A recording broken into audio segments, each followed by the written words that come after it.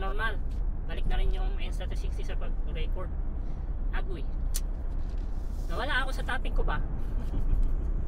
Naganda na yung topic ko eh. Yung Command and Conquer na later on parang dumating na yung The General. Yung Command and Conquer din siya, tapos mas maganda na yung feature niya.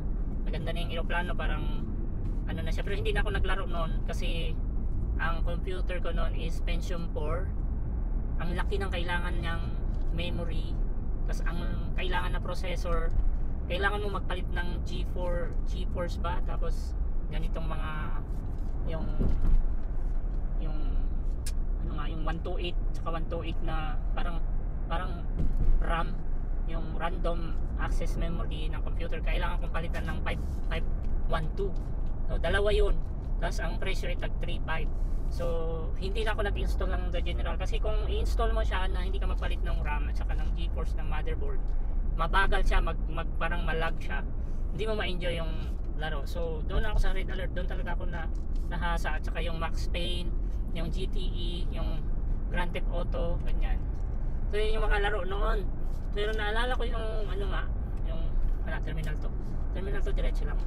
So naalala ko yung Command and Conquer na Red Alert. Yun yung meron kang pwedeng gamitin mo yung doon sa ang base mo, ang gagamitin mo ay Russia. So meron kang Yuri. Yun, meron ka. Tsaka yung babae na papupuntahin mo mag-isa, papalanguin mo, parang espiya. Tapos yan, mamamaril yan, parang sub-shooter yan. Galing ng babae na yun eh. Tapos yung Yuri pa, parang papapuntahin mo sila, papagapangin mo. Tapos kukontrolin niya isa-isa yung pwedeng tao, pwedeng machine, pwedeng tangke, ganyan. Kukontrolin niya. At ang kalaban lang ng Yuri is kalaban ng Yuri, aso. Pagka ikaw naman yung kalaban, US or Korea, magpatakbo ka ng aso kung dyan sa mga puno-puno, kung sa mga gubat, dyan sa nyo, sa teritoryo nyo. Kasi kakagatin sila ng aso, mamamatay sila. Yun ang kalaban ng Yuri. Hindi niya kayang kontrolin yung aso. Ang kulit noon. Naalala ko tuloy yung Yuri ba? Kasi parang yung isang barko ng China na control ni Yuri para kalabanin yung isa niyang kasama na barko. Ayun, nagbanggaan silang dalawa. Na control ni Yuri yung yung kapitan. Mahal siguro yung Yuri na pag binili mo, no?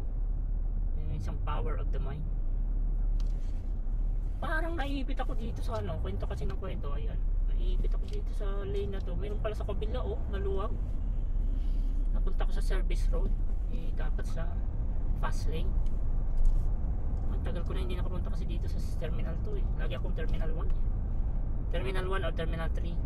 Bibihira mag terminal 2. May bago na palang pagbaba sa rampa ang skyway.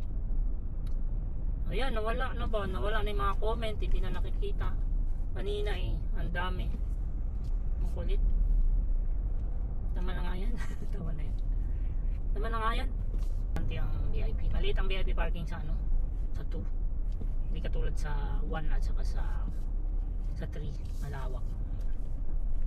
Sana may bakante. Bakanting ani.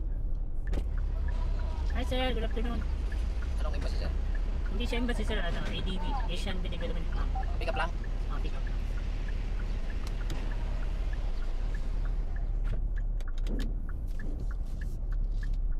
Inahanglan, mahibal, wala siyang embassy.